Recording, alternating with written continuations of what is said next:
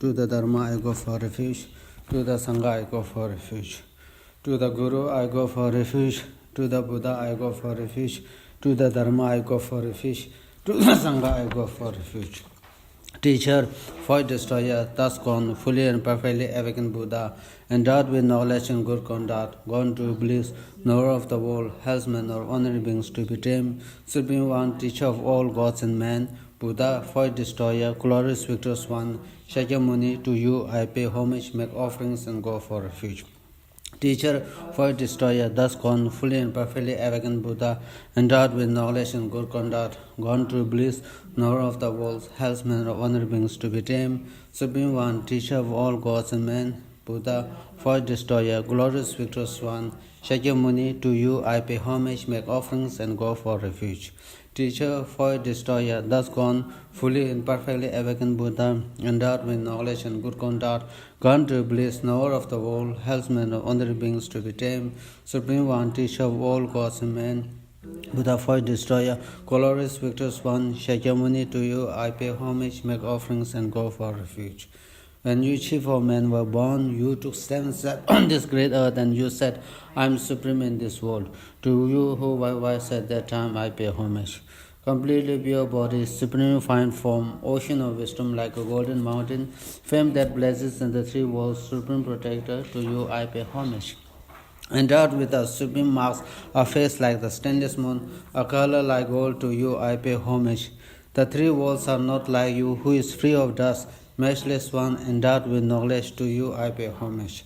Protector endowed with great compassion, omniscient teacher, full of ocean like merits and good qualities, to the thus gone I pay homage.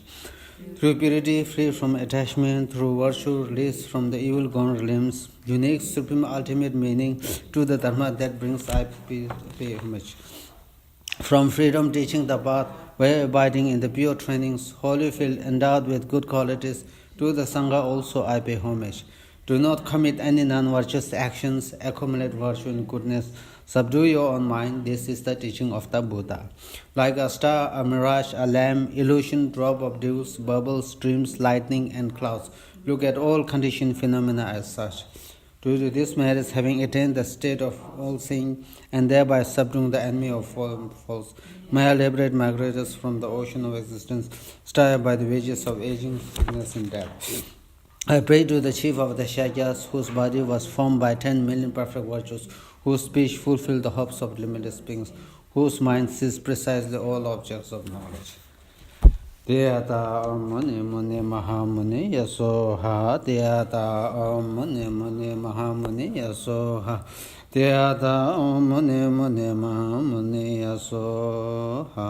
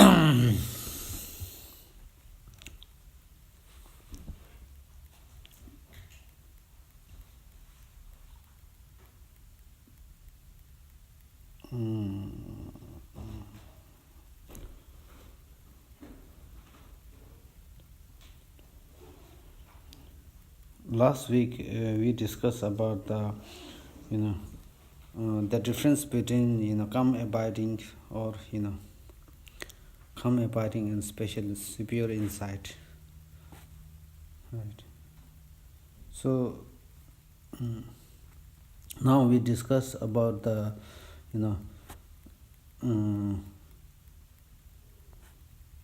with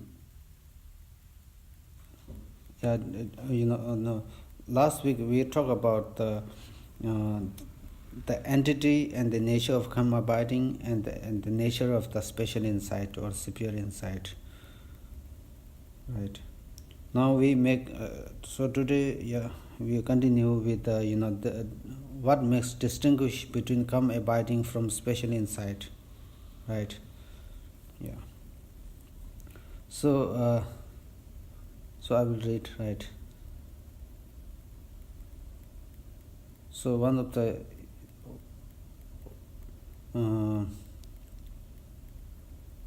the unique feature of having a small class is that you have more time to raise the question.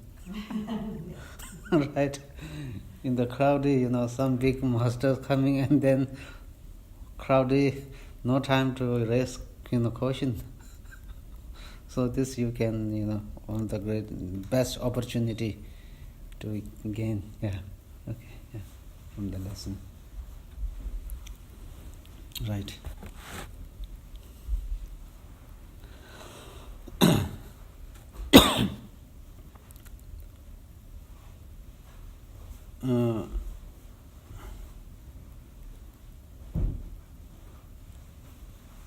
So through raising question, we learn more. We learn more. Right. Now I will read.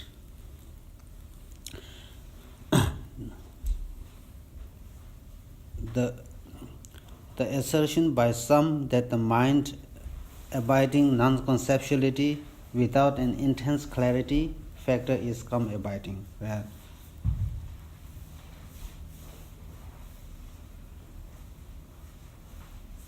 Whereas that with an intense clarity factor is special insight. So there are some people who make the distinction between the calm abiding and special insight. They say meditative stabilization with intense clarity is calm abiding, without intense clarity is special insight. So Lama Tsongkhapa says this is inappropriate because it contradicts everything explained earlier. Right? And because this distinction is merely a distinction between a meditative stabilization with laxity and without laxity, right? So that means so when we do the some kind of meditative stabilization, right? Meditative stabilization, we have two kinds of obstacles, obscuration. One is mental thinking, or what is called as mental laxity, mental thinking. Almost like when we are about to engage in meditation on special calm abiding, the object not clear, and then also there is no stability, like this, almost no wish to engage in meditation. You almost like very heavy body. But we need to make distinction between laxity and lethargy. Laxity can be neutral or virtuous, and then lethargy means is completely non-virtuous. Lethargy means almost like sluggishness, the mind not very clear, about to sleep, like this, falling asleep. Right. So then we can talk about the two laxity or mental thinking. One is gross and one is subtle. One is gross and one is subtle. So now when we do calm abiding meditation, like so first when the object or for example you meditate on the Buddha statue. When we meditate on the Buddha statue, so there is stability. you can fix your mind on the Buddha statue quite single pointedly, but the image is not clear. That is gross laxity, mental thinking, gross mental thinking. On the other hand, there is subtle mental thinking. That is, now you have both stability. You have stability as well as the clarity of the object, Buddha statue, clarity. But the strength of the clarity is not, but there is no strength of clarity. Strength of clarity. So that is, there is stability and the clarity, but no strength of clarity. That is what is, gross laxity or gross mental thinking. Right? So there, it says everything explained, because distinction is merely distinction between meditative stabilization with laxity and without laxity. Right? So this is also because, to be sure, every meditative stabilization of karma abiding also needs to be purified of laxity. That is, referring to the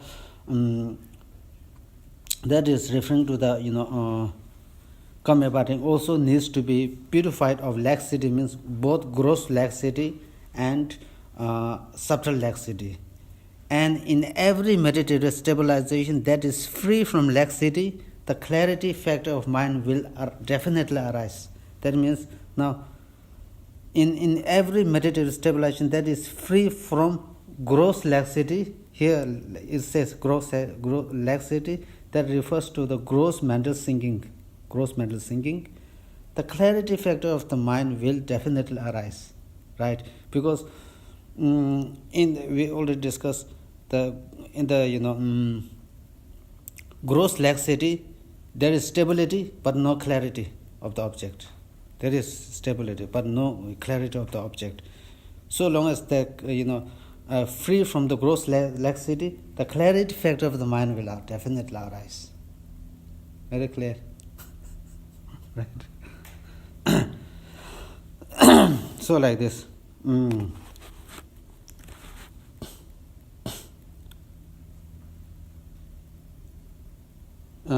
the meditation, karma abiding meditation, there are two main obstacles. One is this one we all discussed. One is laxity, mental thinking. Mental thinking. Another one is excitement. We called mental excitement, right? Mental excitement, and then excitement. I mean, almost like distraction. Distraction. Again, there are just as there are two mental thinking, there are also two different kinds of mental excitement. Mental excitement. So, in order to achieve this, karma abiding meditation, in order to achieve karma abiding meditation, one needs to be free from both, laxity and mental excitement. Mental excitement.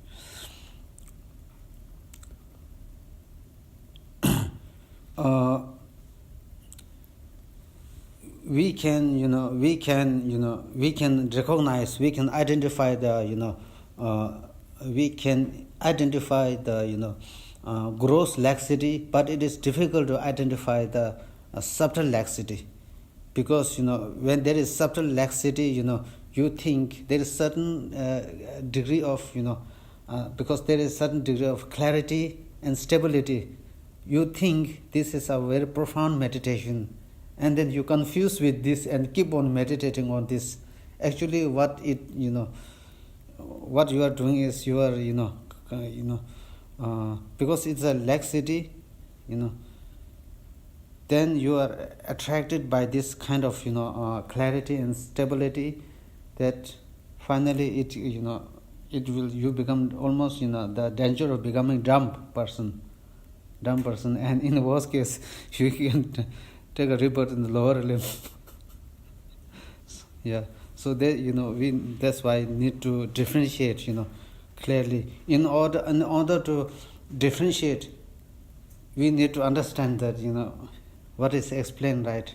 Otherwise there is one there's one saying in Tibetan. We say without much hearing about Dharma, it is like, climbing handicap, climbing on the mountain, trying to climb on the mountain, like this. So, like this. That is free from laxity, the clarity factor of the mind will definitely arise. So then you need to make the difference between the realization of the emptiness, now realization of emptiness and blissful lucid non-conceptuality. Blissful. The realization of the emptiness and the blissful lucid non-conceptuality. One need to make the difference between two. Again, there is a danger of getting mixed with these two. Thus, it is necessary to identify whether or not a mind is a meditative stabilization that observes emptiness, a wisdom consciousness, on the basis of whether or not that mind realizes either of the two selflessness. The selflessness of the person and the selflessness of the phenomena, right? Because there are countless non-conceptual meditative stabilization of bliss and clarity in which the mind is not directed at the suchness of an object. Since direct perception establishes that the mind can be held like that in a non-conceptual state, even though the view realizing the mode of being has not been found, there is not even the slightest contradiction in the arising of non-conceptual meditative stabilization that do not understand emptiness. From that point of view, if the mind is held for a long time through the power of the mind being held, a vocability of vital energies will arise. So, through the power of the mind being held, then the mind will be able to hold for a long time, and through that, the vital energies, the wind in our body becomes vocable, which then give rise to the physical bliss, bodily bliss. Since it is natural for joyful bliss to arise in the body and the mind, when that has arisen, it is not contradictory for the bliss to arise. Once that has arisen, through the power of one's vivid sensation of joyful bliss, the factor of clarity arises. Therefore, it cannot be posited that all blissful, clear, non-conceptual meditative stabilization realize suchness or emptiness. Consequently, since bliss, clarity, and non-conceptual arise in meditative stabilization that realize emptiness, and since there are also many meditative stabilizations in which the mind is not directed at emptiness, yet bliss, clarity, and non-conceptual still occur, it is necessary to distinguish between the two. Right now, let me explain this. Right now, our mind is gross. For example, we try to do some kind of meditation.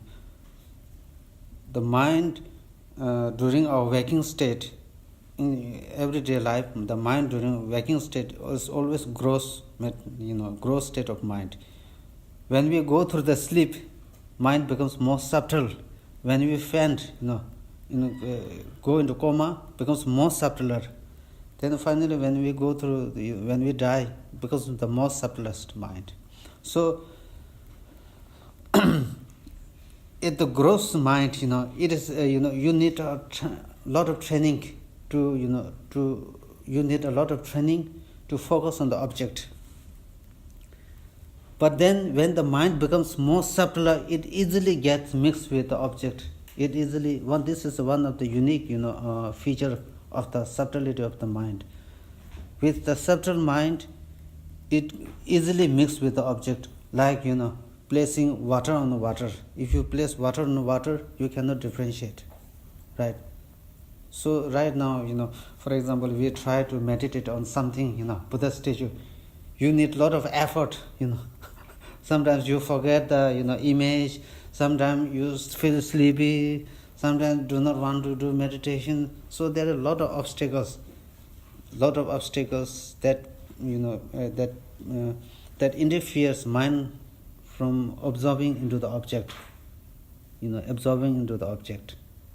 Right? So as one minds get very subtle, then it easily mixed. Those subtle mind, observing the object, becomes very powerful. right? Like this. Now it says non-conceptuality still occur. Now first, for example, calm abiding meditation, calm abiding stabilization meditation, this state of mind is non-conceptual. Now what makes the difference between the non-conceptual and the conceptual, right? So it becomes very important to understand,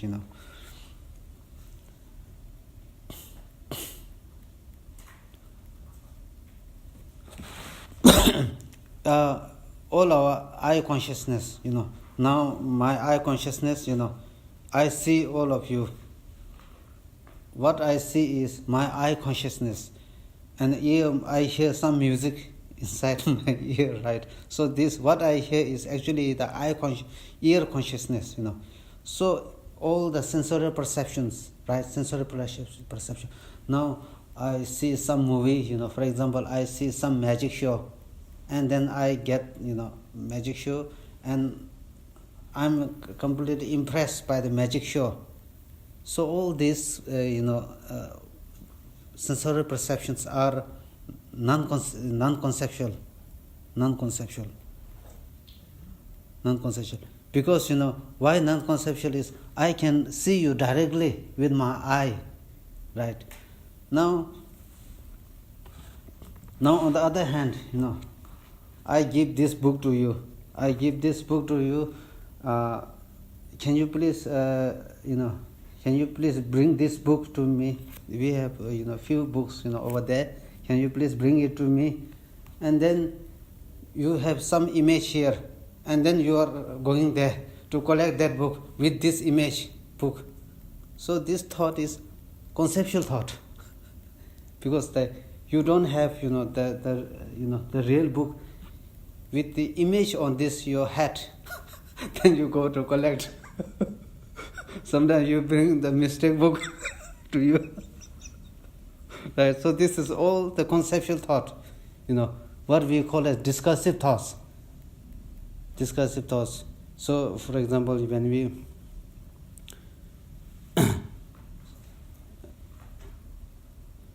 different thinking come, different thoughts coming. So all these different thoughts are what we call as discursive thoughts.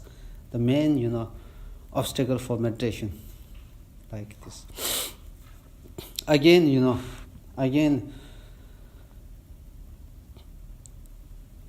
one very beautiful example is, between the conceptual thought and non-conceptual. It may really help, in one's daily life. For example, we are sleeping, and we are dreaming. For example, when you have very thick sleep, there can be no dream. You cannot dream at all when you are going through very deep sleep. Only when you are dreaming, when you are not in deep sleep, right? When you are not in deep sleep, then you are sleeping, and then, some dreaming coming. You are dreaming, right? In the light sleep. In the light sleep, you are dreaming. So, while you are dreaming, you have both the conceptual thought as well as non-conceptual thought. If you have non-conceptual thought, the dreaming is very vivid dream, very clear dream. If you have, conceptual thoughts, the dream is vague. The dream is not clear. You are not dreaming clearly, because you cannot recollect the dream when you wake up, right? Now, for example, someone is dreaming, and then in the dream with nightmare, this animals, wild animals eating like this, and then your head chopped off, you are being killed, and then you wake up, you are sweating. Sometimes you shout in the dream. All this happens. Why? So this dreaming, the dreaming mind is non-conceptual thought. The things, appear very clearly. The dreaming image clearly appears very clearly. And then when you have nightmare, when you wake up, you feel very unhappy, right? yesterday I dreamed this and that, you feel a little bit uncomfortable. Because in the dream, when you are dreaming, all your perception, the dreaming mind, or your dreaming mind there is no dreaming mind which is valid, always mistaken or distorted view, distorted, kind of, consciousness, mental consciousness. Why mental consciousness? Because, now for example, say dreaming zombie, dream zombie, you believe dream zombie is a real zombie. Because of this, you get frightened when you wake up. And then you recollect, dream zombie is a real zombie. Then you get uncomfortable feeling, right? Like this. If you now, because of this, there is the practice, there are practices in which we, are able to, understand dream, the dreaming object as not the real object. Dreaming object is a dream object, not the real object, right? It's not a real object. For example, if you are sleeping, and then you have elephant, very very big elephant. You are a very huge mountain. If the dream mountain is really a big mountain, then you can sleep in a very small cabin, very small house, enough to feed yourself. But then huge mountain cannot fit in the small room. This shows dream object is not the real object. Another thing is, now you use the same logic. In the mirror, you face in the mirror, your image is reflected in the mirror. The image in the mirror is not you, right? It's just a reflection. If it is the case that the image in the mirror is real, then image in the reflection in the mirror, we cannot eat, like some fruit in the mirror, we cannot eat. So like this, we use the same kind of logic. So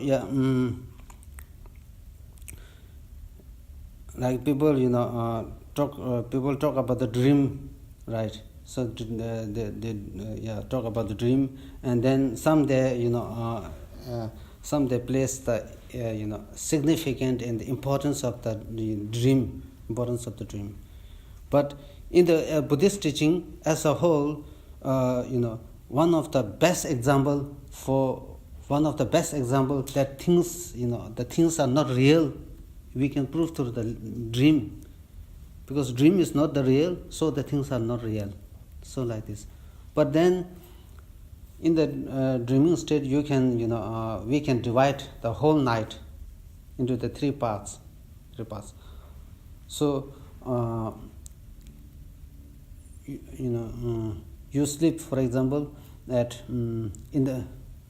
sleep at 8 o'clock, and then you can have dream at 9 o'clock or 10 o'clock, right? These kind of dream are not reliable. And then you can have the dream at the midnight, say 12 o'clock.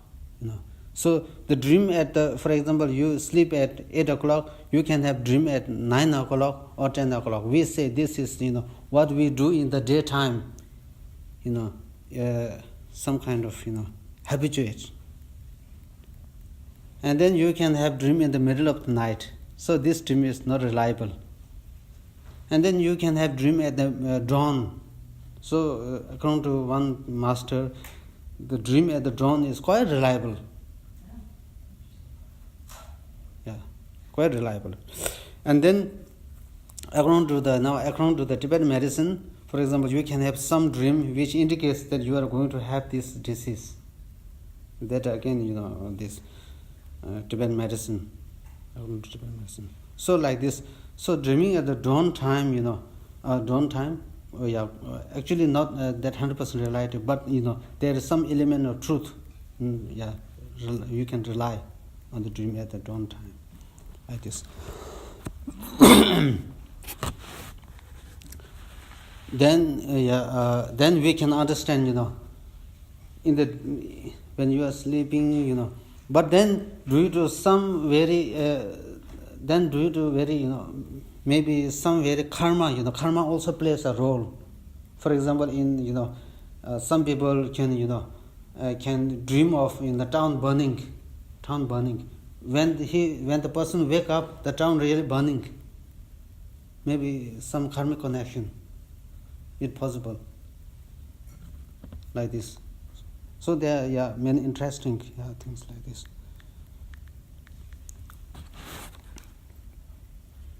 I have a question. Yeah. So do Buddhas dream? If people far along the path or a Buddha, will they still have dreams? Who? A Buddha? Buddha, yeah. Do they dream? But then, their dream is not, under the control of the, other factors. They create their own dream. Not because we have dream, right? We dream because of other factors. In the case of the Buddha can have dream, but through his own creation. Okay. So that is the difference. And then though if you reach a highly advanced realization, then you can have all the perfections you can really have the perfect dreams. Many perfect dreams.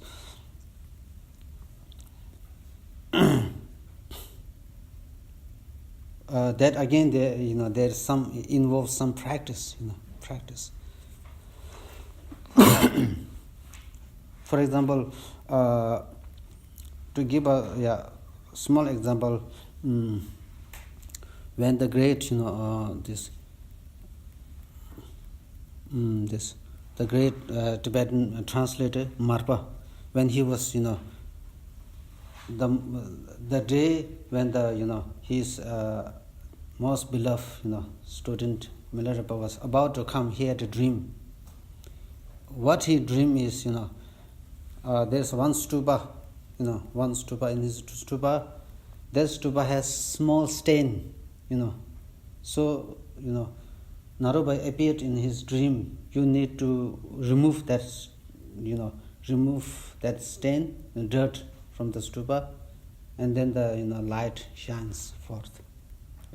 So, similar heaven, in real life, heaven, like this. And also his, wife, also the same dream. Also, if you go through the the life of the Lama Tsongkhapa, before Lama Tsongkhapa, in the mother's womb, the mother has a very dream, very auspicious dream, as well as his father has a dream, very auspicious dream that somebody who can bring a benefit on this world will arrive. So both father and mother had a dream. So those holy beings, enlightened beings, they can have auspicious dream like this.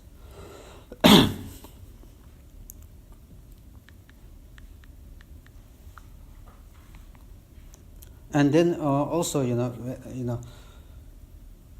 those who have gain a high degree of realization, what they in the dream they this not only for the spiritual practitioner, it also happened to the lay person. For example, there is one lady, she was sleeping. She asked her family members not to touch her body for 1 week. So she was sleeping, and then with her subtle body, she go here and there. going here and there in different places while she was sleeping. And then after 1 week, her subtle body dissolved back into the real body. So family members then went there to check, and then there are dust, how to say, bushes on her area, sleeping area. So like this, so it happens. What will happen? So they, the bushes, they before, when we were sleeping, no bushes found. Bushes, the bush, dry, bushes. So after 1 week, her, her subtle body dissolved back into the old body, and then, some bushes. Because maybe her subtle body, going here and there, maybe, stuck the bushes here.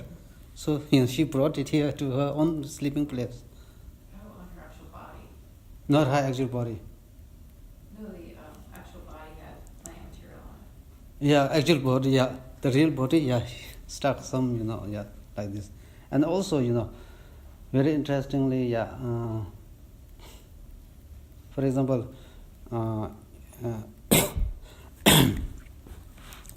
the great Tibetan master, who wrote a wonderful text, on Vinaya teaching. We say, when he first wrote the Vinaya teaching that we study, still study in Sakya, Kagyu, Nyingma, Geluk, all the 4 traditions we study for 2 years, his text, So when he first wrote this Vinaya text on Buddha's, the rules, the monastic rule and the vow, first book stolen by God, he has to write the second book. So this wonderful master, when he was sleeping, he receiving the teaching. With his subtle body, he received the teaching. For example, when he epistemology he received from Dignac, Madhyamika, he received from Chandra, Nagarjuna, from Vasubandhu. So like in the dream, you can assume the subtle body and then go to the Buddha's pure land and listen to the teachings. And then come back and then wake up. This. So this, very strange things can happen.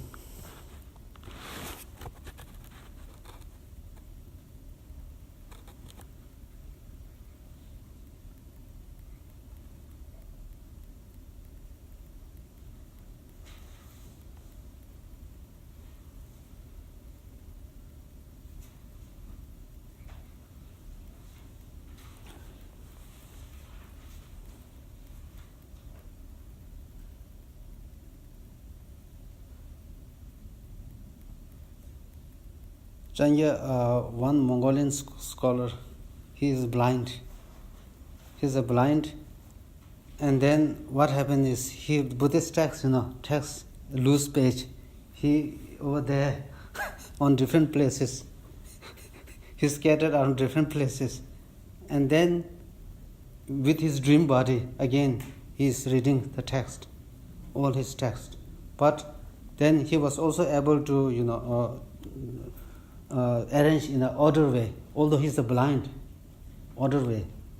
But all this doing through the dream, body, right? This, so all this what, this much, there, interesting, many things.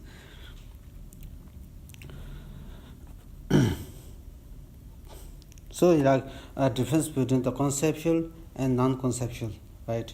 We need, important to understand.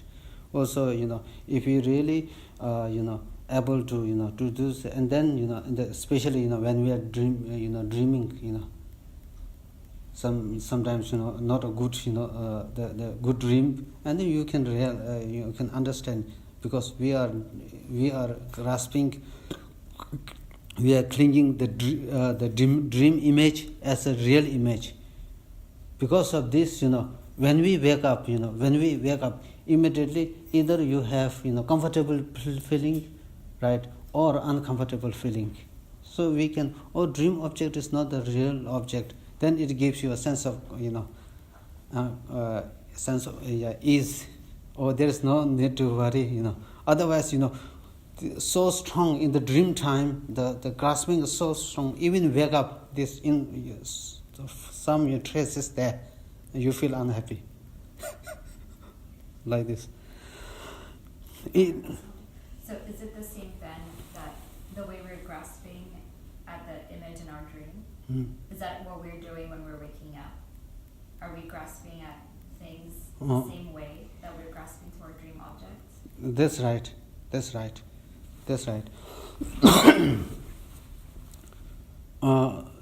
So this, that's why they give the very, both, in all the schools, on all the school, the best example is they give the dream, because just as in the dream what we do, similarly in our waking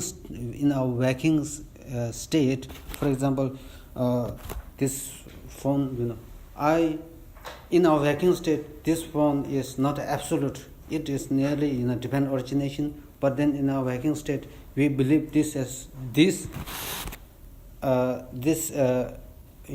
phone as enjoying some kind of independent existence, right? So this kind of independent existence now induce the craving. Craving give rise to the afflictions. Affliction give rise to the suffering. Finally, so this is how it works. Buddhist emotions work like this.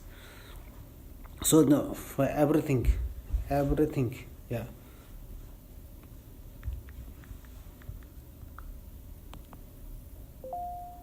So like that, yeah. Between the, so we know,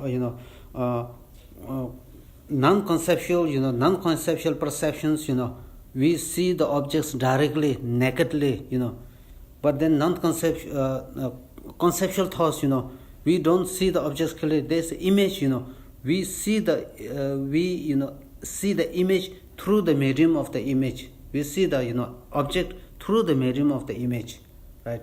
Now, for example, on the path of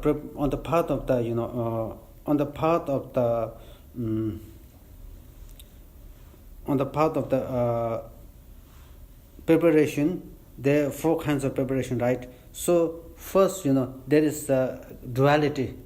In the path of the duality, there's duality. For example, like this, on the path of the heat, on the part of the heat, there's the duality. And then on the part of the peak, the duality, little bit, closer, duality closer. And then on the part of the patience, the duality gets closer. And then on the path of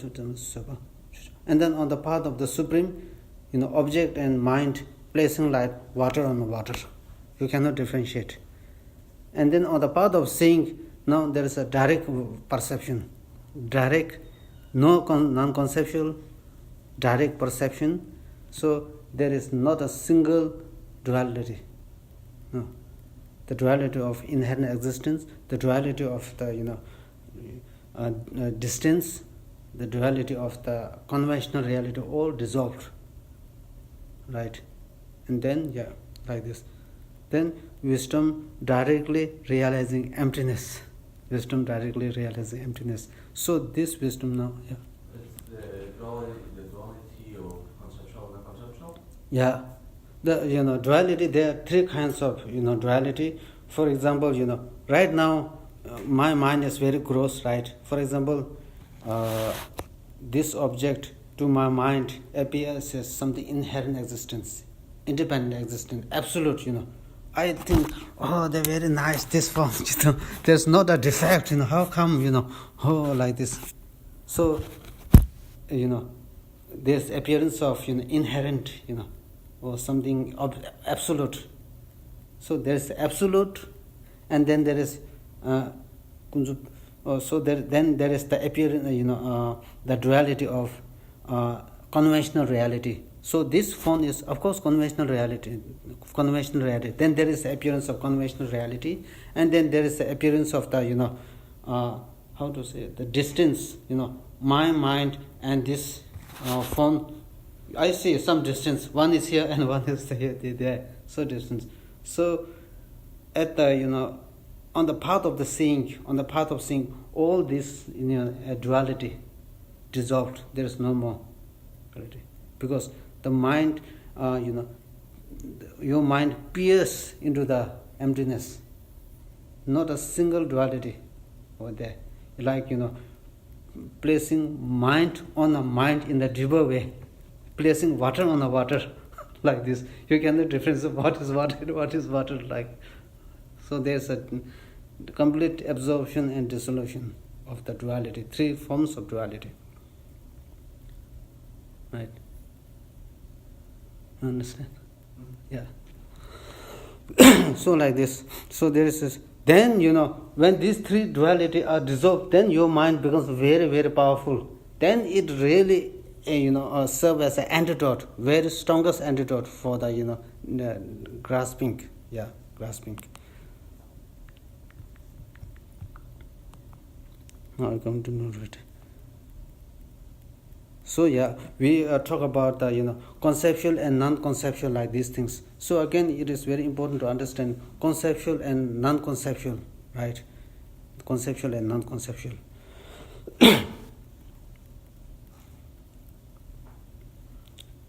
And then we understand. Then we really understand.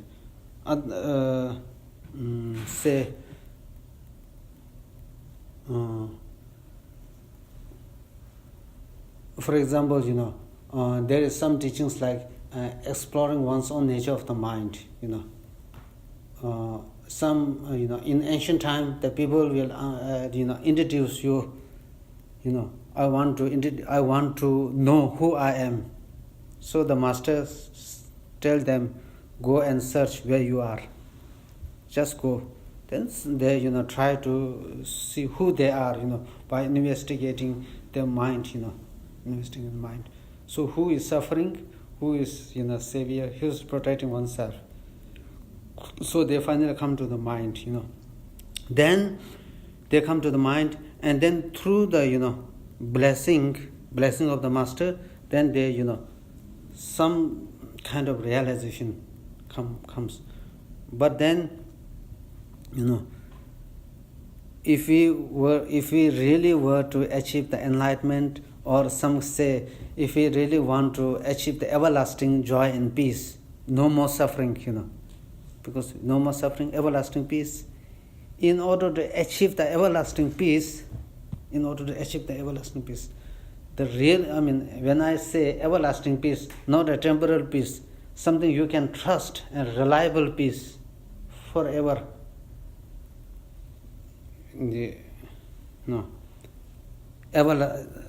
Analytical meditation is a must. Analytical meditation is a must. And conceptual thought is the necessary thing. Conceptual thought is the most necessary thing. You cannot have right from the beginning with somebody's blessing. You cannot develop a direct realization of emptiness. No way. It will never occur. Yeah, with some blessing, and you like this come and then blessing.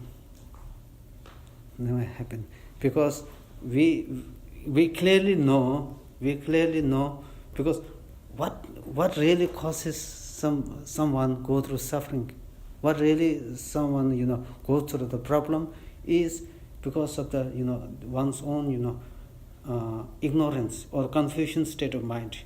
Confusion state of mind can be get rid of through wisdom. Wisdom can be cultivated from within one side, not from somebody. Maybe someone really help inspire you. Somebody can help you, inspire you to activate this, but ultimately comes from one side, right? So like this. Now we go to the next.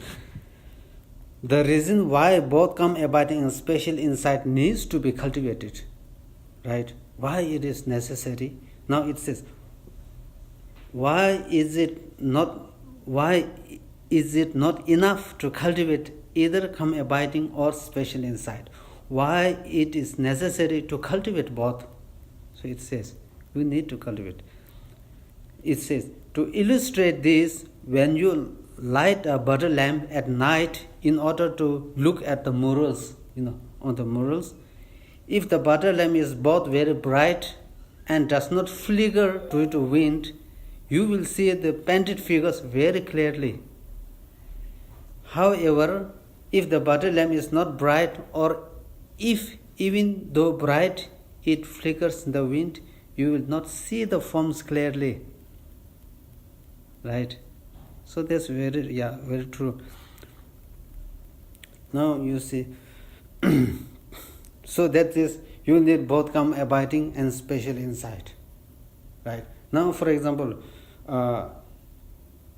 if we develop a calm abiding but no special insight, or the realization of emptiness.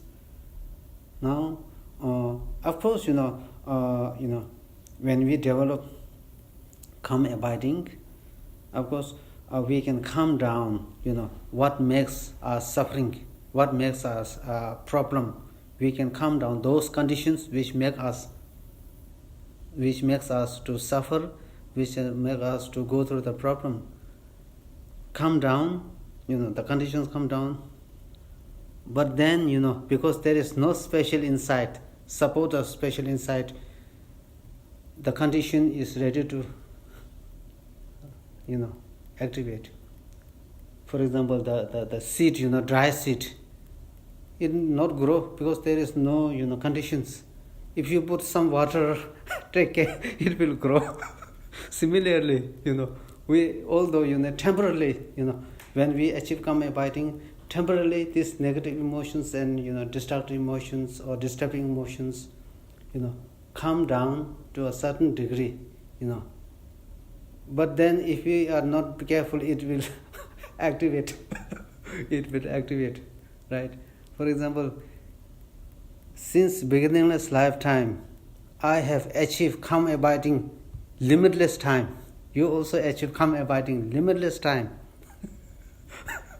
But then, we, because how do we know we achieve calm abiding? Is because in order, we have taken rebirth in the form and formless limitless time. In order to take a birth in the form and the form realm, you need to achieve calm abiding. Without achieving calm abiding, you cannot take rebirth in form and formless realm. So with this, we can prove we have taken a rebirth in formless and formless realm, limitless time. In this limitless time, we have achieved the calm abiding limitless time. But then, we haven't battled. We haven't battled against the destructive emotions enough. Right? Not strong. So because of this, we still do have the traces, like this. So calm abiding is special insight. Calm abiding both necessary.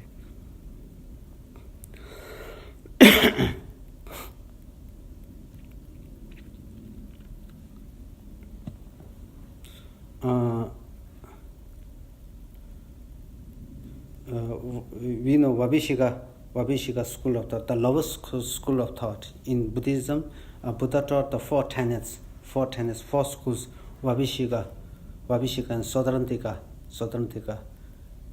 Vabhishika and Sautrantika. So these two schools of thought, they also have their own presentation of path and ground. So in their own presentation, they have fire destroyer. Arhat means those people who destroy the ignorance. So they have some explanation. They have beings. For example, if you look at the Sri Lanka, Thailand, Burma, they follow Vabhishika school of thought. They follow Vabhishika school of thought. So they have, to some extent, destroyed the negative emotions. They are people, who destroy negative emotions.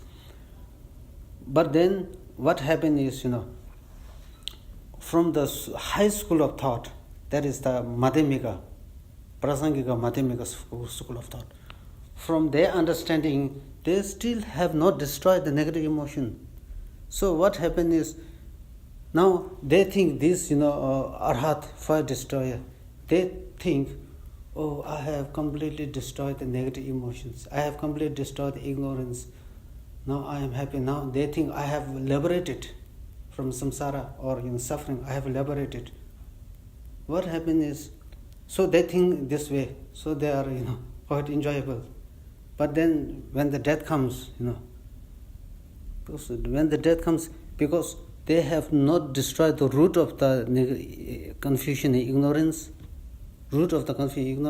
finally the craving comes in their state of mind.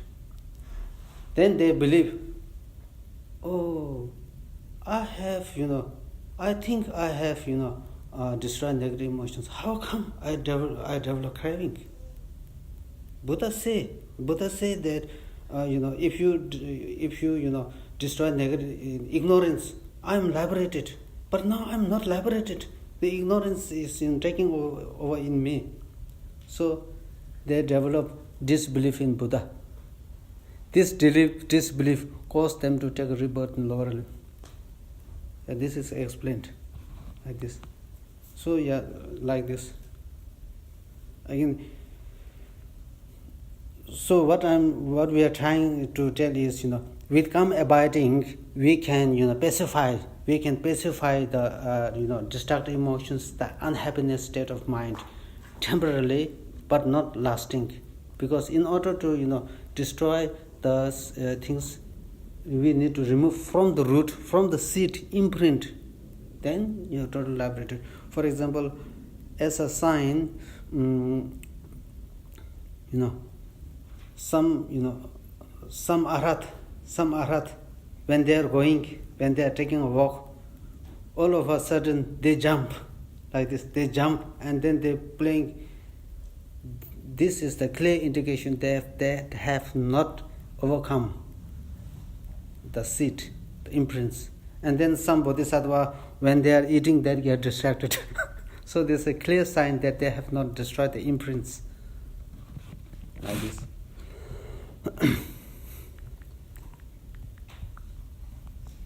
So we can move to then more maybe interesting thing.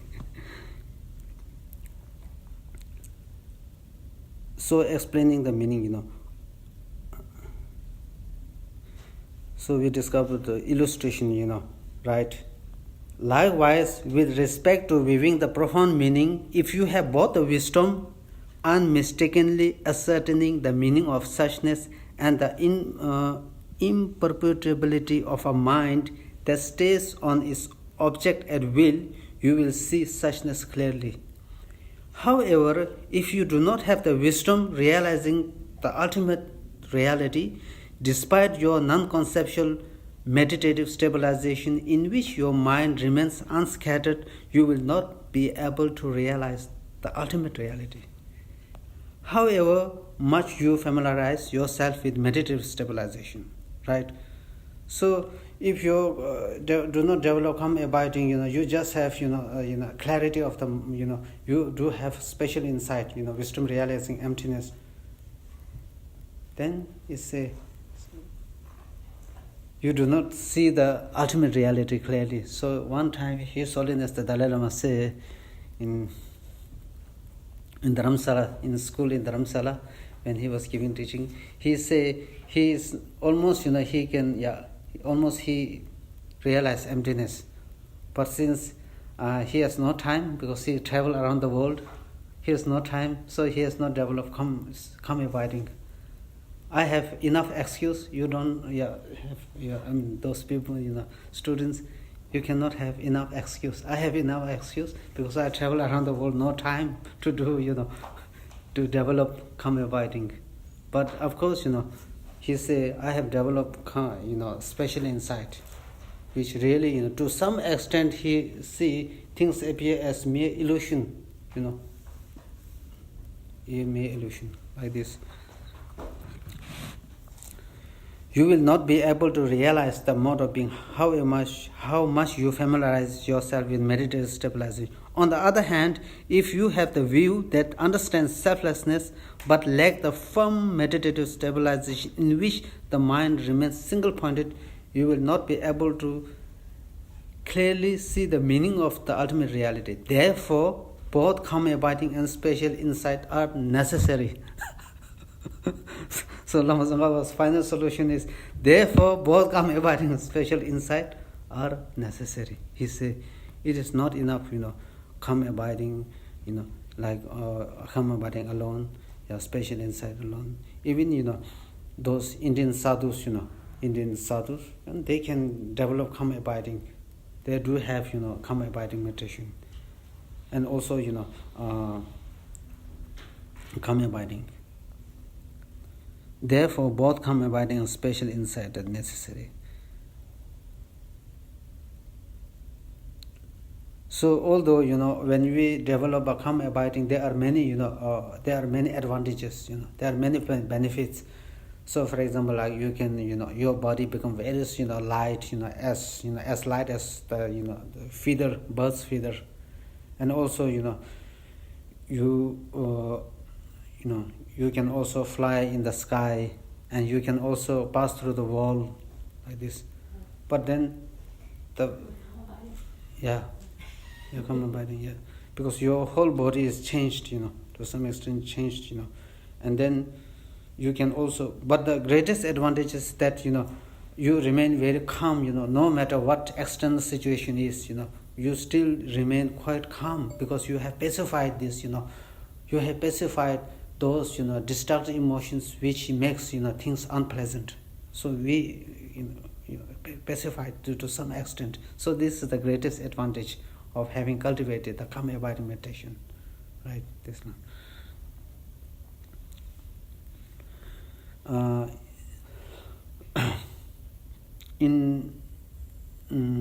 In Tibet during the Cultural Revolution, there was in the mountain there is one old monk. He has 90 students staying in the mountain, right? So out of 90 students, 10 monks, so they have to go for begging the food, right?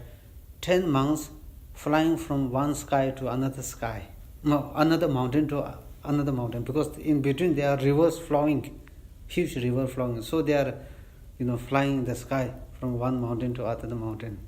So this is not a lie, There's one old lady during Cultural Revolution. She says she saw with this with her own eyes, right, like this.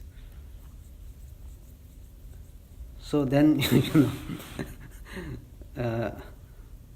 one time,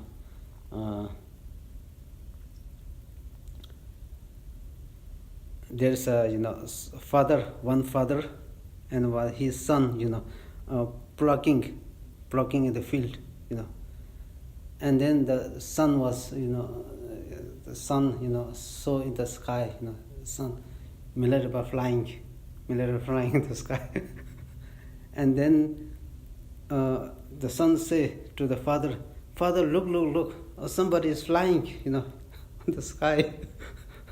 Because the father seemed to be the relative of his uncle, who destroyed the house, the house.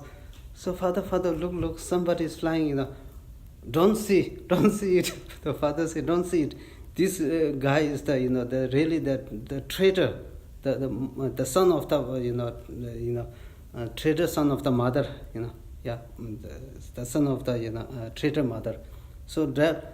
Let alone see him. Do not fall his shadow on your body. Then says, that no worry, seeing the man flying is the most spectacular thing. No matter what happens, I will keep on seeing.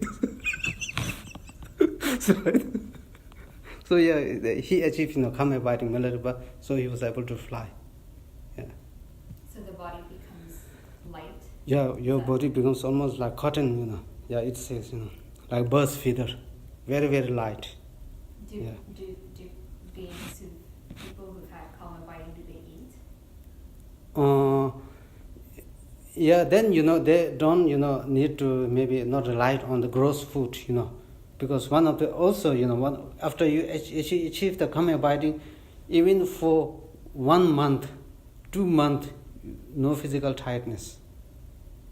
Because of this, we say right now, when we engage in some good activity, both physically, mentally, and verbally, not that powerful, because there is no stability and no clarity.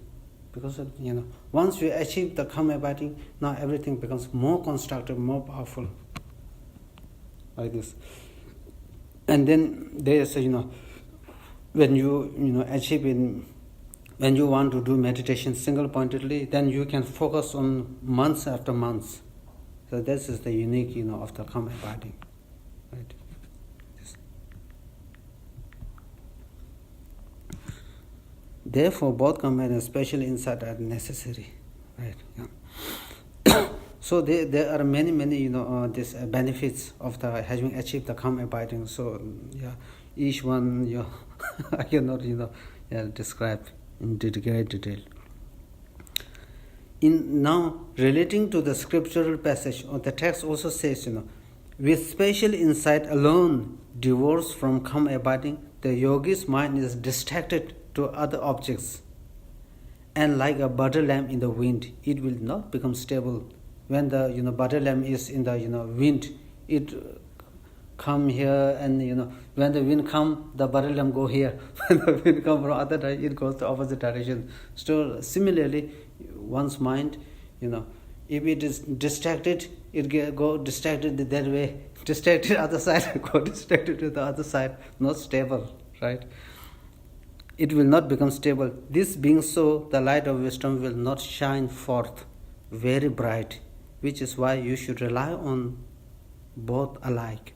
So, say, you need to rely on both alike. In order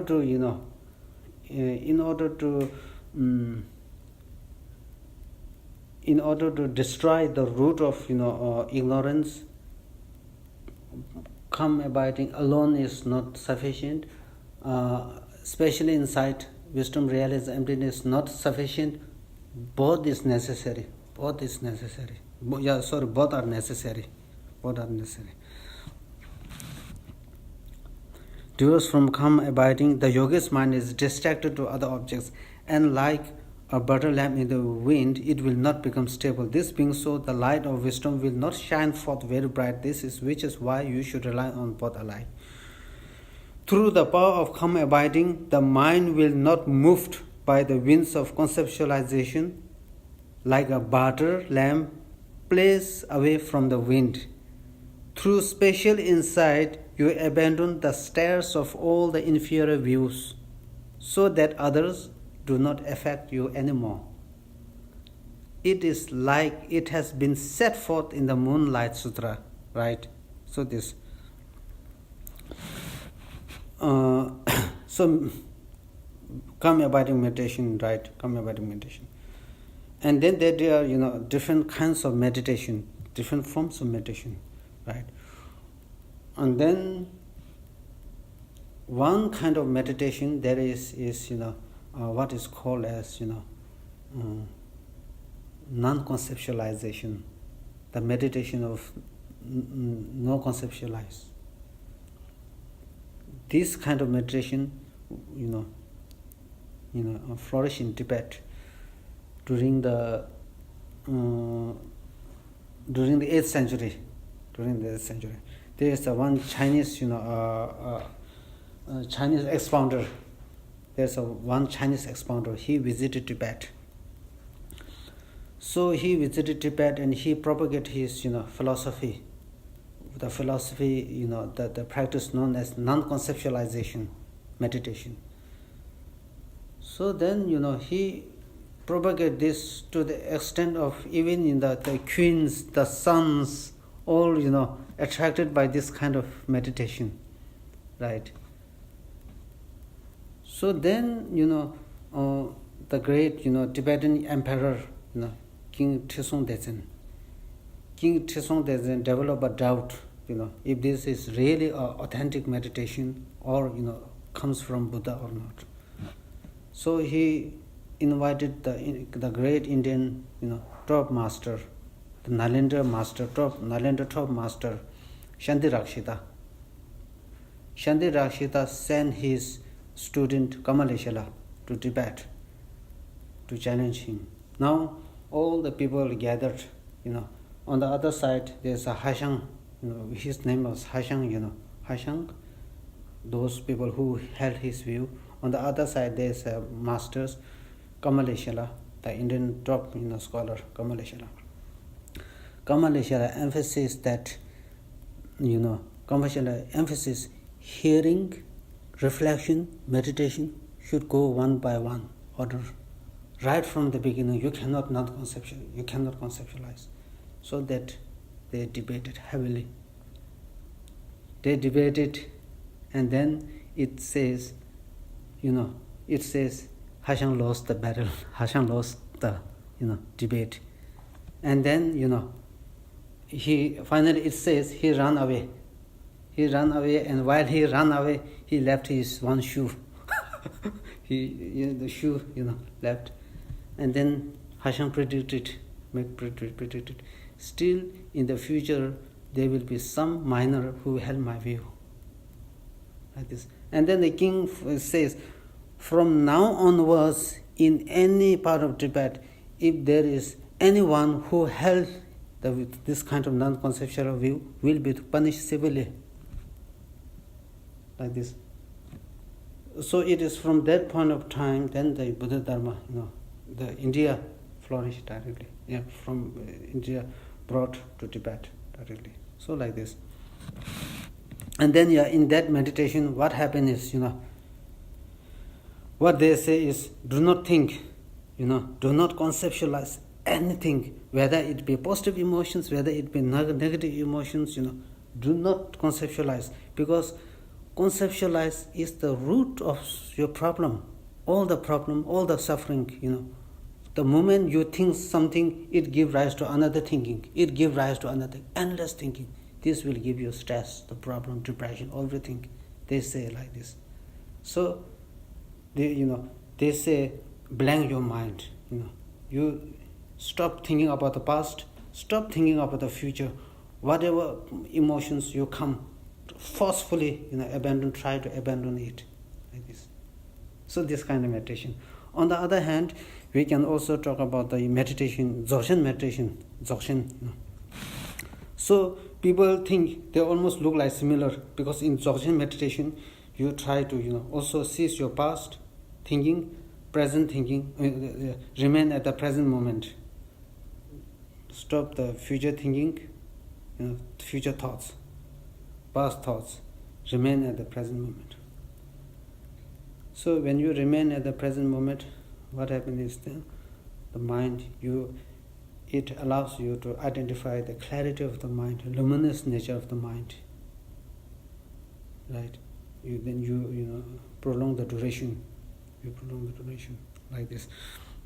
So you see the difference in the Hashang's, in the Hashang's philosophy, it says you forcefully abandon it. In the Dzogchen teaching, you don't forcefully, let it go, let it come, let it go. Do not forcefully try to abandon, overcome it. So that is the difference. Let it come naturally and let it go naturally. Try to see the nature of, try to see the nature and luminous, you will see the luminous nature. So like this kind of meditation.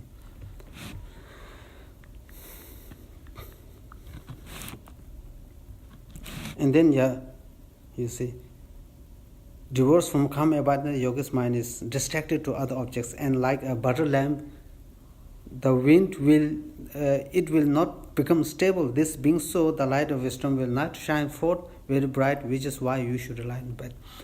Through the power of calm abiding, the mind will not be moved by the winds of the conceptualization. Like a butter lamp placed away from the wind, through a special insight, you abandon the snares of all inferior views, so that others do not affect you anymore. It is like it has been set forth in the Moon Lime Sutra.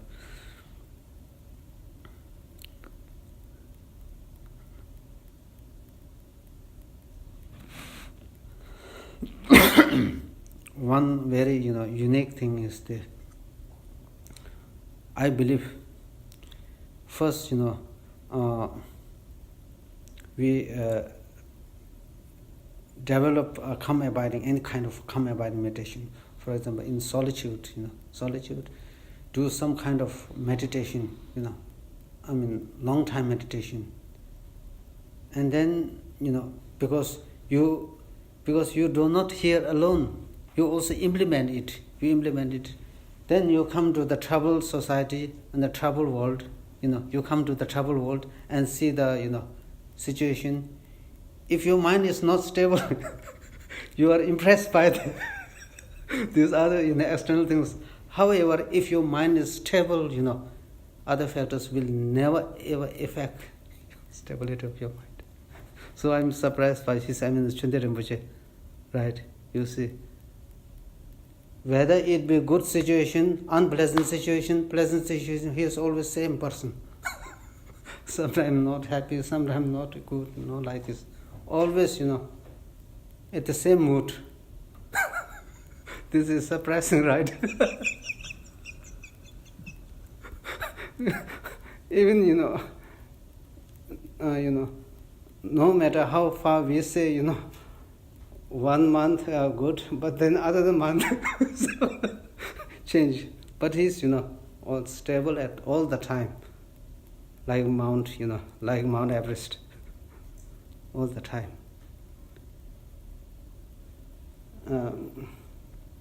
They are driving, on the road, So one, somebody show Rinpoche, look how beautiful, after the scenery is. We should do like this. We do like this. We do like this. So there's stability, He achieved calm abiding. Yeah, Rinpoche really achieved calm abiding. Because how do we know is there's stability. There's a stability in responding to all, situation like this. And there are many examples, many examples, For example, somebody, give some, huge amount of cash, to Rinpoche. Rinpoche does not, respond easily. Normally, he does not respond easily like this. If you raise one question, sometimes you have to wait for half an hour, 1 hour, like this, and then like this. Even if you ask Dharma question, he won't easily answer. Do you like this? Sometimes you have to go without getting an answer. So like this. Marvelous, teacher, really marvelous, and teacher. If we know something, we then say, I know this and that thing, Rinpoche. One of the unique things is if you ask for transmission, for example, in the Vajrayana teaching, it says Rinpoche has, one teaching, very secret teaching, we call Goya Samaja, highest Yoga Tantra, experiential practice. So in Gelug tradition, this, lineage was, there is no Goya Samaja experiential practice lineage. His Holiness one time says, now in the Gelug tradition, Goya Samaja experiential lineages are already, how to say, broke. The lineage already no more exists. But Rinpoche has this. So like this. Then, but also strangely, he didn't say, I have this, kind of the transmission, I have that transmission, Even if you ask to give him, Rinpoche say, oh, what you are saying? why have you collected so many students? Like this. He really wants simplicity of the life, simplicity, like humbleness, and no more, kind of arrogance involved, This the thing like fame and this thing, no more involved in the case. So like this. So now, if you were to, somebody, you can say, His Eminence, Chunte Rinpoche achieved calm abiding, then there are many, If you want to find somebody who achieved calm abiding, go to Himalaya regions, you will see plenty, enough people,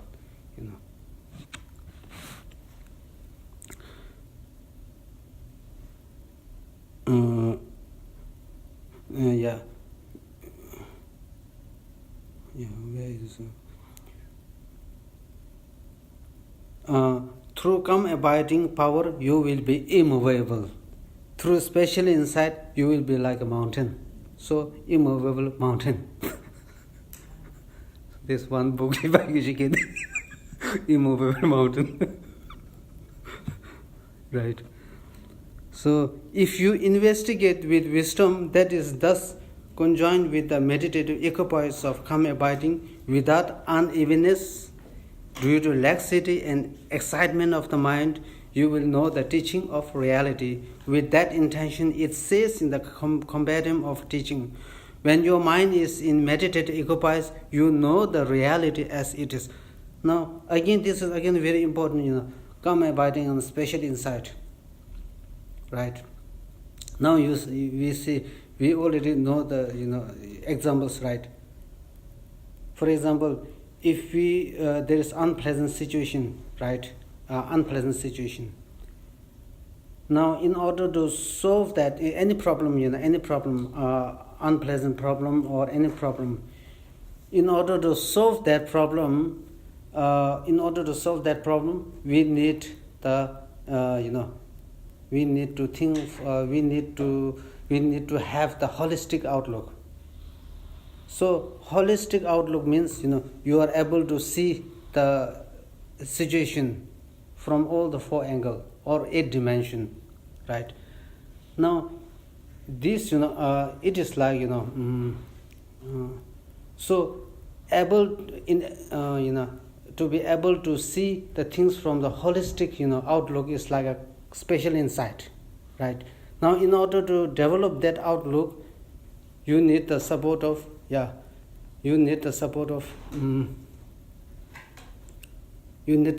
calm abiding. Because calm abiding means there's stability, clarity, right? And then the important thing is their calmness. In order to see the situation from the all angle, you need to develop a mind which can see the things clearly and also with stability. So like this, not only in our practical level, but also in day-to-day life, calm abiding, calm mind. But His Holiness the Dalai Lama normally say a holistic outlook and a calm mind. So when he say calm mind refers to the kindness or compassion, like this.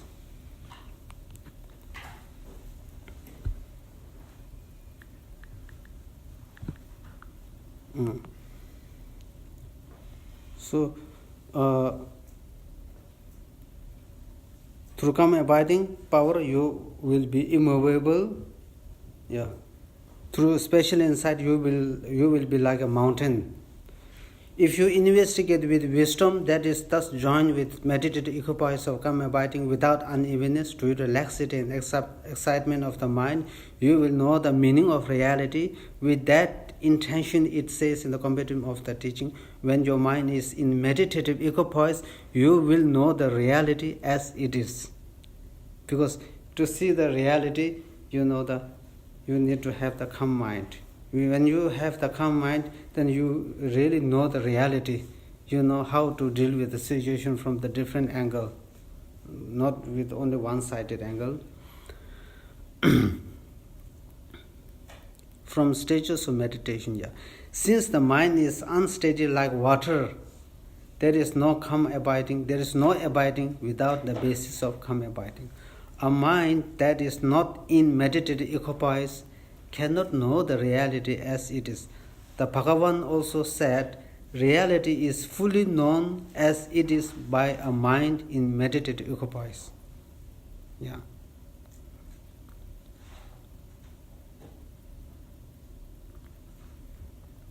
So this, we can tell from our own, experience, For example, when you think about something, when we think about something, it's very, precise. It's very penetrating.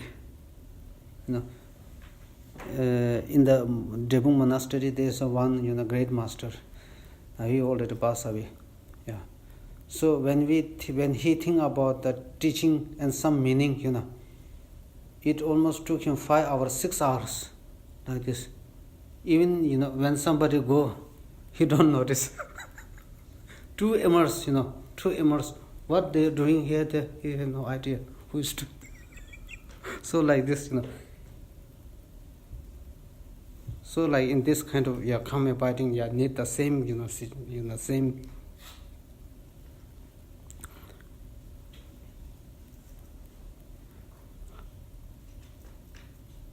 Now, fine.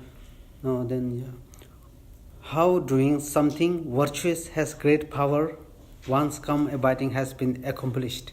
So it says, now with calm abiding, once the calm abiding is accomplished, now, the strength of your, virtuous activities, how it can affect the strength of virtuous activities. Now here's, I will read.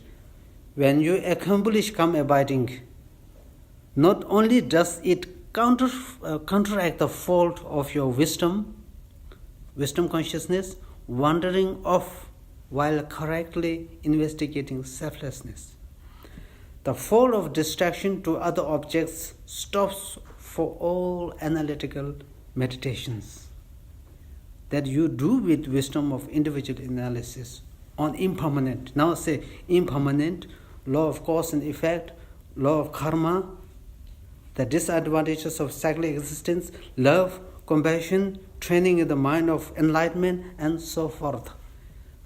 So it says, with your distraction mind, even if you are trying to, now for example, I try to meditate on impermanent, I try to meditate on the love, it is not forceful. Then, although good, but not that forceful, because it lacks the support of calm abiding meditation. So that's why not forceful. Once you achieve calm abiding, if you then do love, meditation, love, even if you do some analytical meditation, can be very powerful, to the point, penetrating, right, like this. So this, from our day-to-day experience, we can say, for example, I do some, impermanent, and then while I, try to meditate on impermanent, and sometimes my thoughts are going other way, because no calm abiding meditation, not forceful, right? Not go into the deep, very deep, not forceful, because there is again distraction comes like this.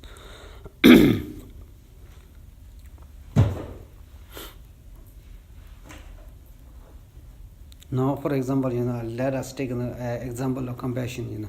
You can develop compassion for everybody like this, but then somebody to whom you have some problem, oh my goodness, again, then what about to do with that person?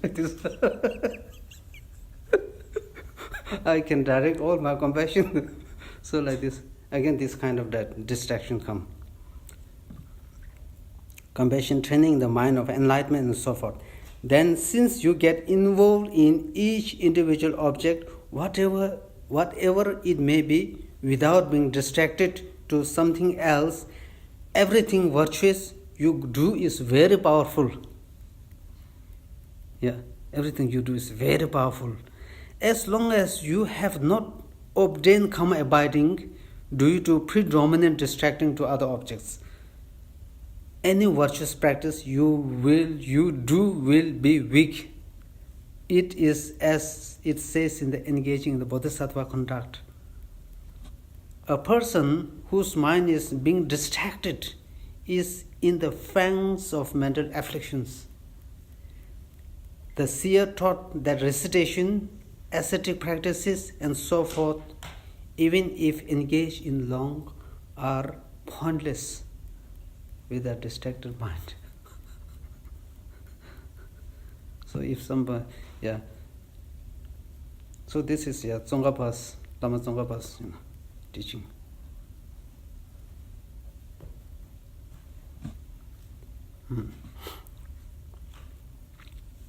Lamrim Chemo is quite big, extensive for many people.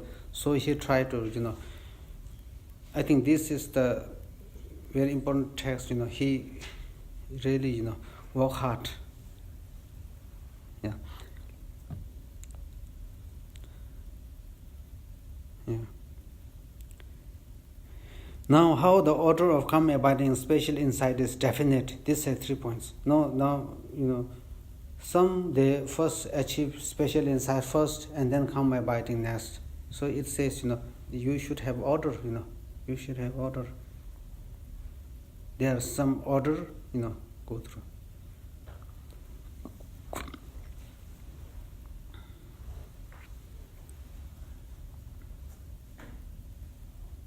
No.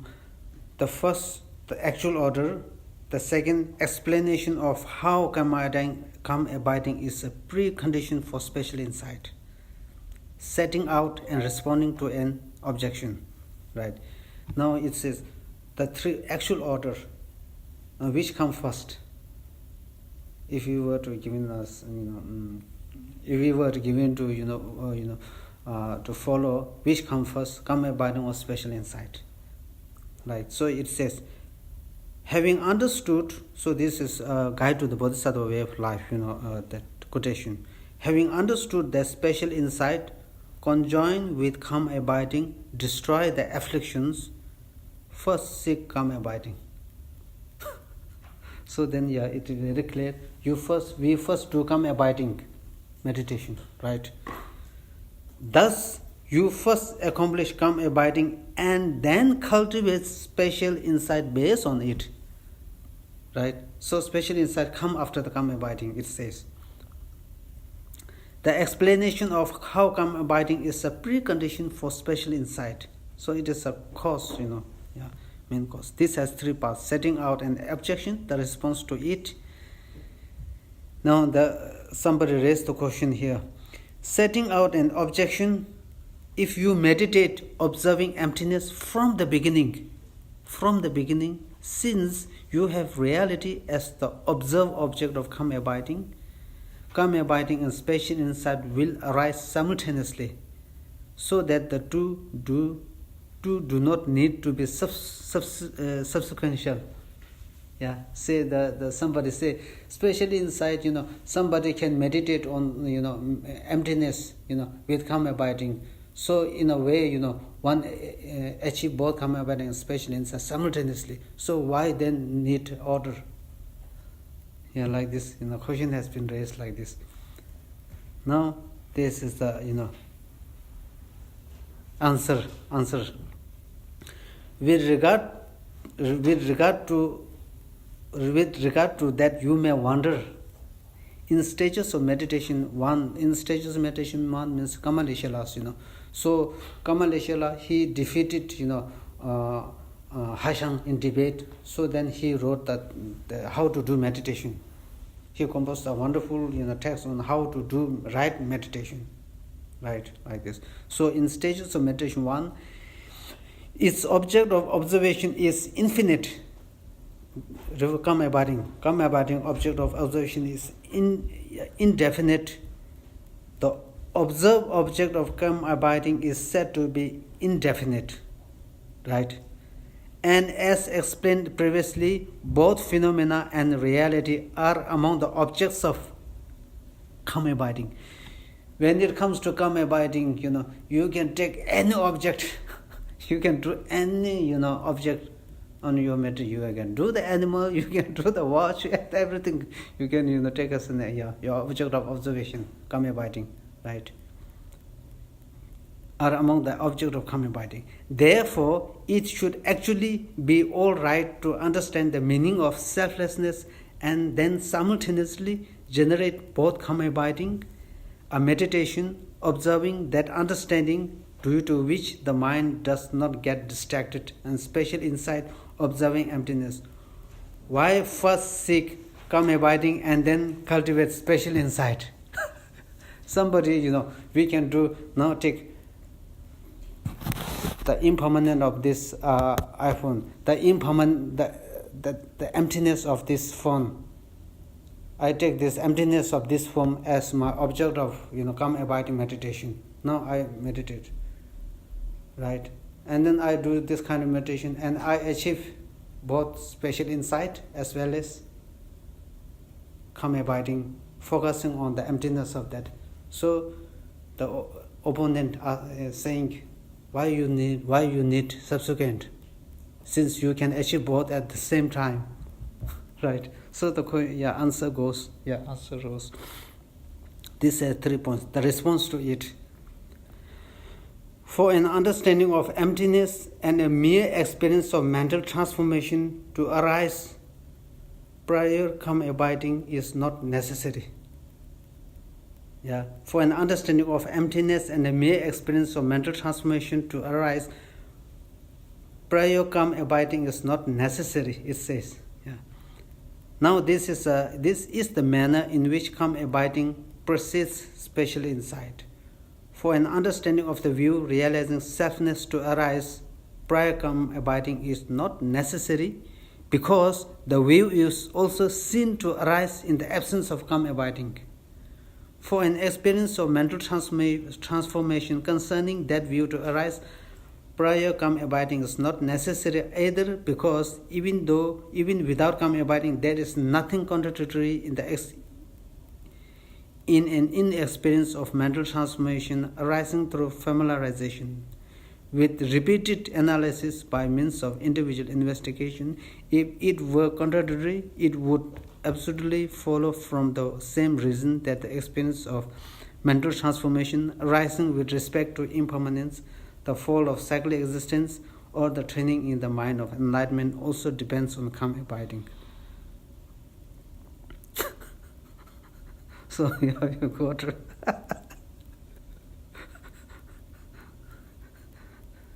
So in olden times, we could keep on reading.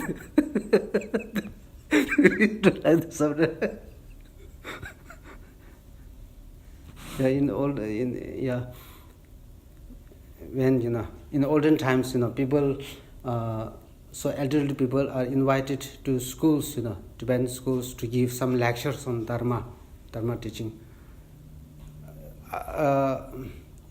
So then I was student, and then because that's why presenting the teaching very skillfully in a very clear way is very important.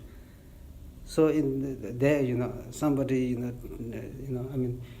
teaching, keep on reading, and then the student, do like this in school.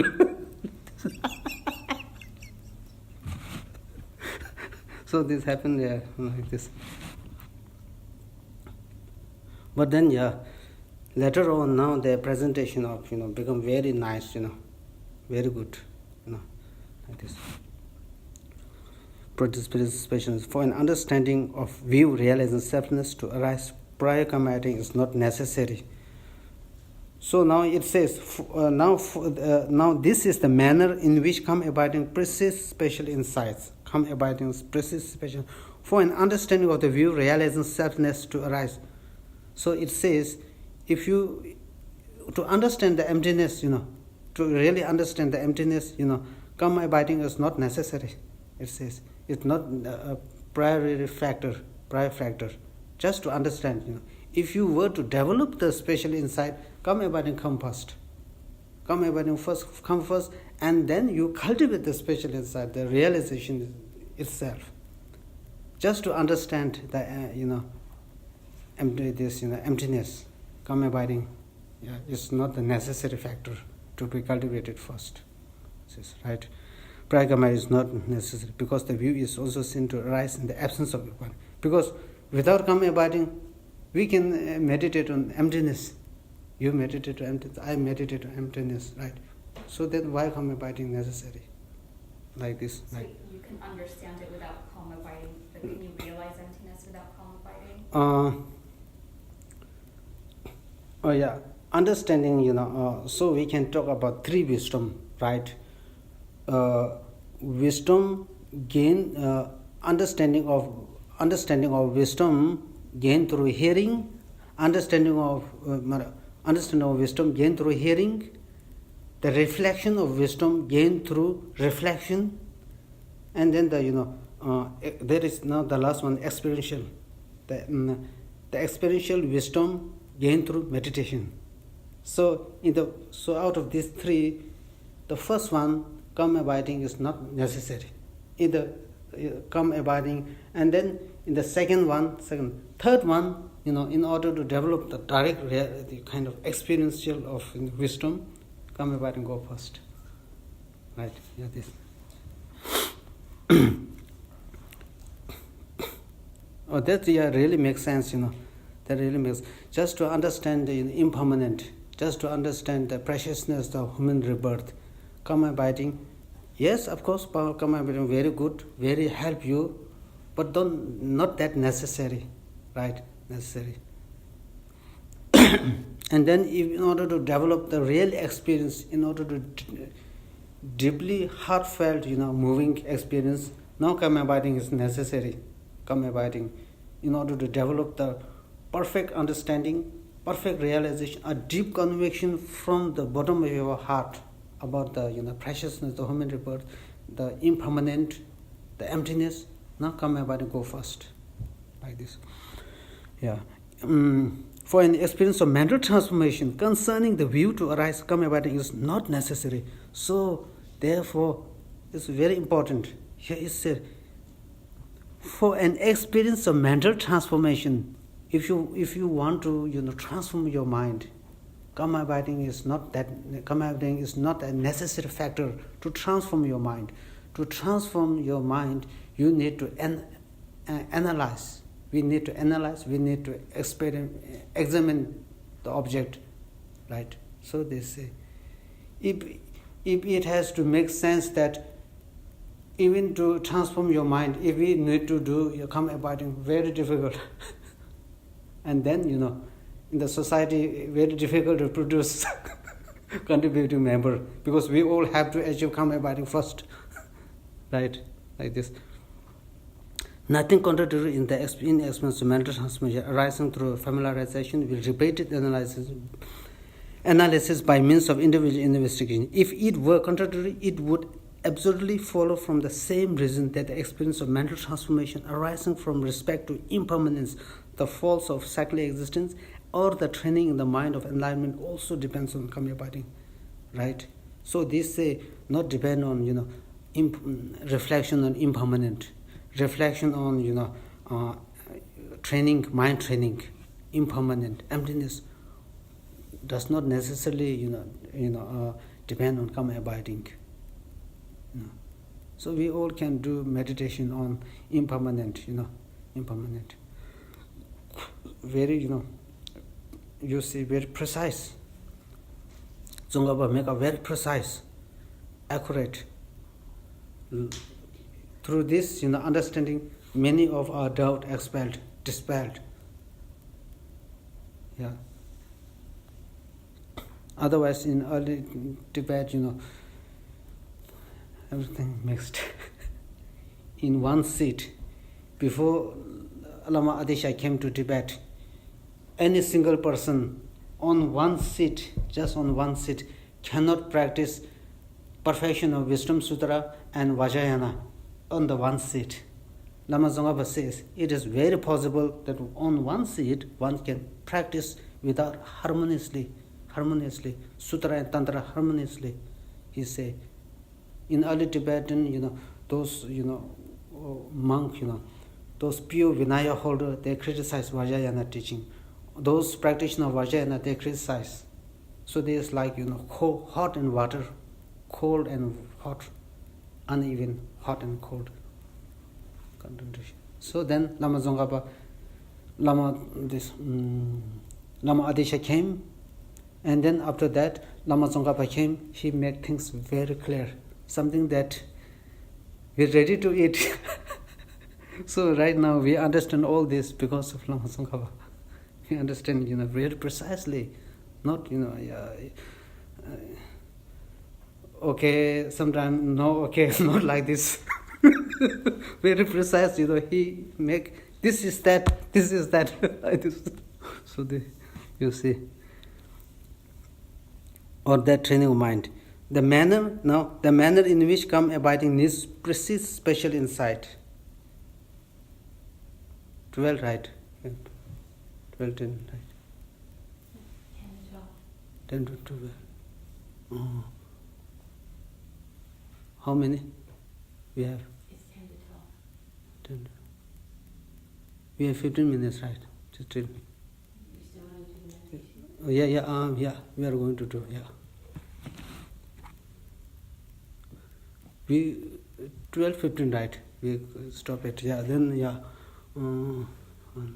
we do maybe 15 minutes. We do meditation. Okay.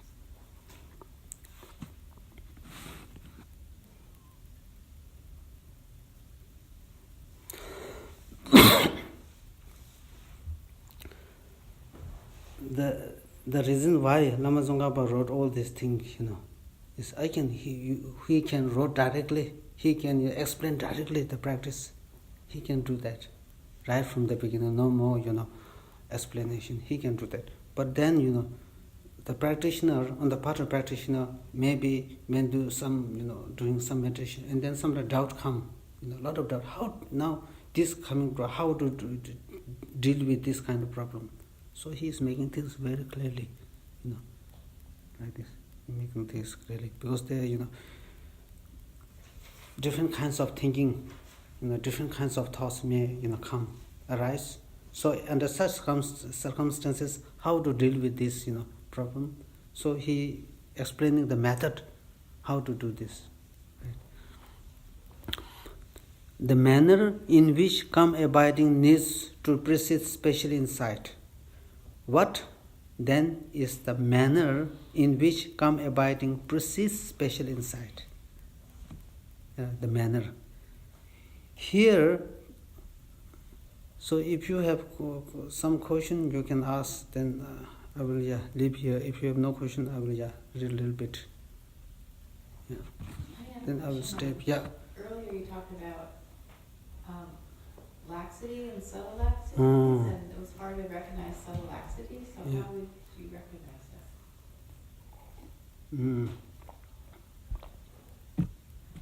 So then I will stop here. I will explain. Thank you. So normally, meditation, right? In this, there are, two, things. There are two things on the explanation side, and then all the, explanation side, and then on the experiential, side. Now, this, when we engage in meditation, stabilization, for example, although, the experience, what to identify, the laxity, for example, the laxity, mental thinking, much depends on the practitioner, what kind of feeling, he gets. So, for example, the precise things, depends on the practitioner. For example, now you we meditate on, some Buddha image. So I say, that's why I say, now first we do this, I here focusing on the tip of the nose, while your mind is focusing while mind is focusing on the Buddha image, So this is actually the thought, Thought is a conceptual thought, not the non-conceptual thought. It's a conceptual thought. So now when we do this kind of meditation, especially in the text recommended the dawn, in the morning, the best, because the mind is so fresh. So then we, when we do, if there is stability, you are able to fix, you are able to stay on the Buddha image for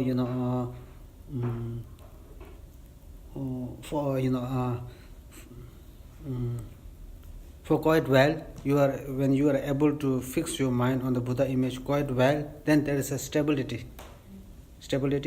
However, the image that not that clear, you cannot get the full image, what you are visualizing before. If you are not able to get the full image, not the clear image, then there is stability, but there is no clarity. So that is laxity, the gross laxity. Then there is stability. There is stability, and then there is clarity, but the strength of clarity is not very strong. Strong. Then there is a danger of the danger of losing. The danger of loosening the object, clarity. So like that is the that is the subtle. Normally, what kind of experience we get is only only to the experience of the practitioner and yogis. For example,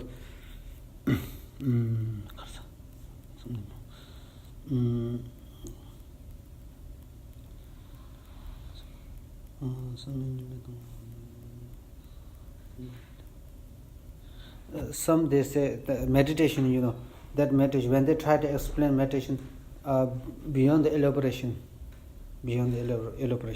So when it comes to the experiential, only the yogis and practitioners experience it. For example, Buddha Shakyamuni say when he first achieved enlightenment, right? When he first achieved the cessation, moksha, he said,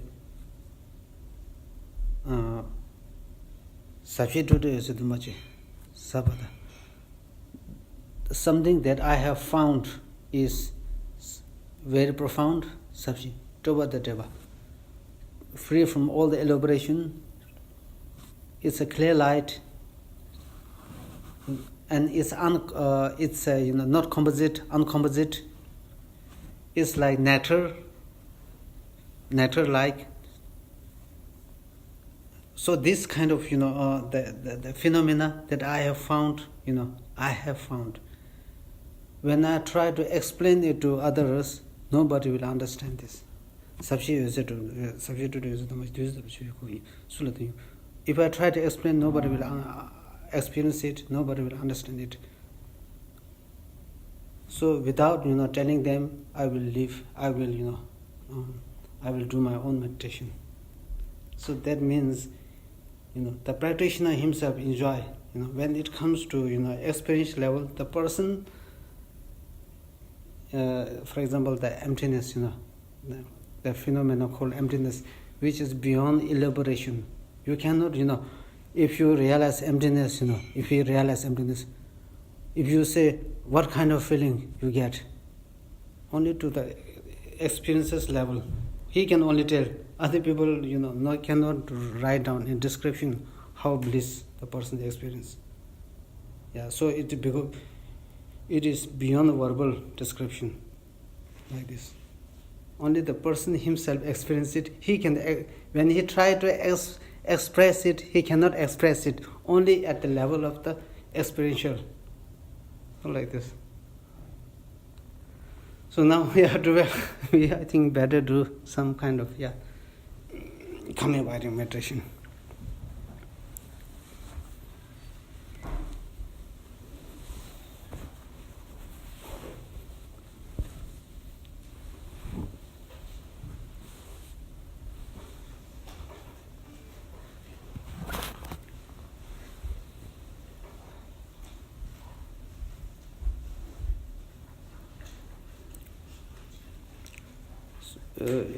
you bring the Buddha's image to the the center of your forehead, quite heavy, but not too heavy, up to the like this, and then the light emanating from that Buddha's image. Yes.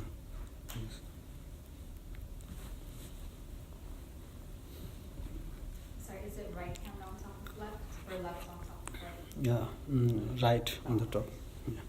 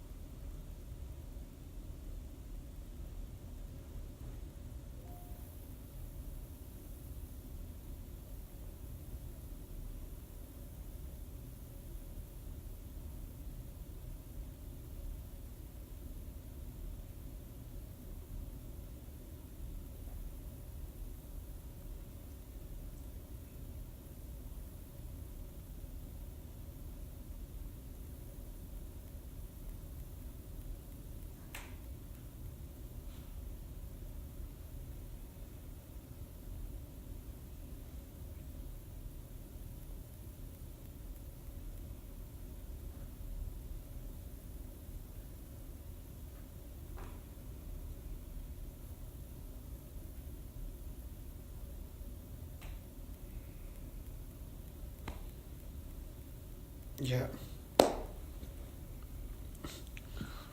Good.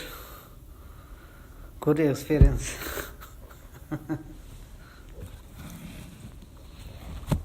So yeah, this